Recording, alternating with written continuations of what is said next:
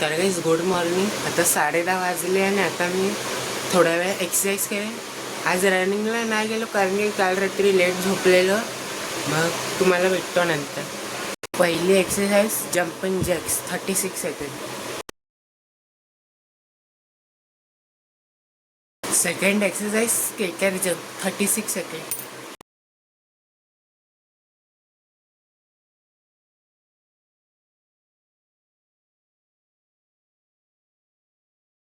Third exercise sumo squat and leg raises 36 second.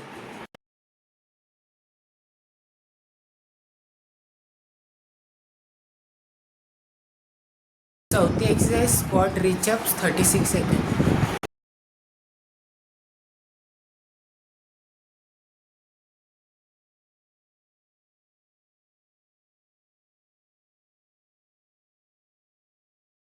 आता knee pushups 36 second.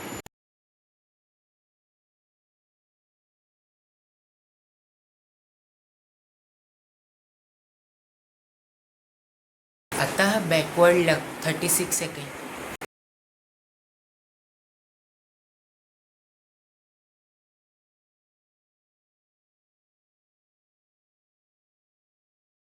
आता reverse no angels 36 second.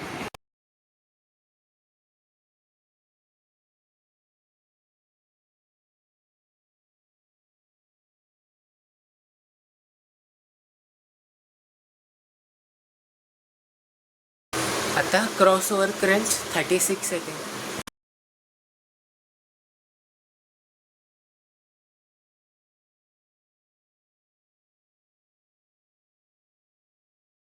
आता cobra stretch 30 seconds.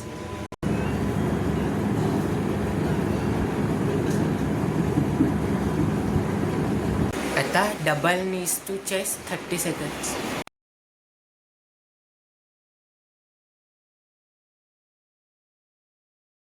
तर guys आता खाली आलेलो, ढोकळा पार्सल घेतला, मग घरी गेल्यावरती खाईल.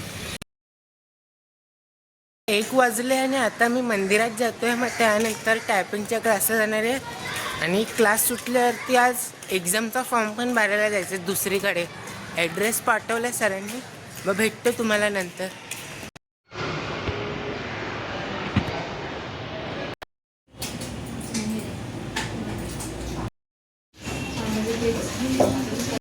तर गाईस आता 3 वाजले आणि आता क्लासवरून सुटलं आणि आता ते अँटॉप हिलला जातं. तिथे क्लास आहे, तिथे फॉर्म भरायला.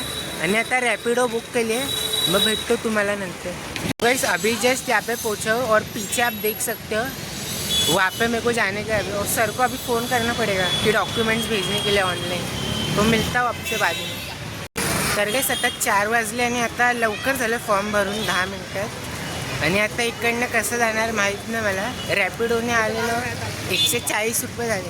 आता वडापाव खातोय मी. मग आता बघतो कसं जाणार. मग भेटतो तुम्हाला. तो अभी वडाला रोड स्टेशन पे हूँ. तो यहाँ पे अभी टिकट निकाला था दादर का. तो एक भाई साहब को मैंने पूछा था, उन्होंने बोला कि ऐसे कुर्ला जाओ फिर वहाँ से दादर. तो मिलता हूँ बाद. तो गाइस अभी दादर स्टेशन पे और अभी टिकट लिया. यहाँ से अभी मुंबई सेंट्रल जाऊँगा. तो गाइस अभी मुंबई सेंट्रल उतरा और अभी कुल्फी लिया खाने को. तो अभी घर पे जा रहा हूँ, फिर घर पे जाके खाना खाऊंगा. मिलता हूँ बाद. तर गाइस आता 8 वाजले आणि आता मी बुक वाचते. मग तो गाइस अभी 9 बजे और अभी हम लोग फीफा खेल रहे हैं. तो अभी 1-2 मैच खेलेंगे फिर रात को मिलता हूँ. आता 10:30 वाजले आणि आता मी खाली राऊंड मारायला आलो आहे. आणि आजचा जो टॉपिक होता तो होता मास्टर या थॉट्स. म्हणजे तुमचा विचार बदला, चांगला करा. जसे की जे सक्सेसफुल पीपल असतात त्यांच्यासारखा विचार करा. आणि तुम्हाला म्हणजे अगर काय आयुष्यामध्ये करायचं असेल तर दुसऱ्यांचं नाही ऐकून तुमचं स्वतःला जे करायचं आहे ते विचार जरा करा. आणि जे पण आयुष्यामध्ये करायचे ते करा.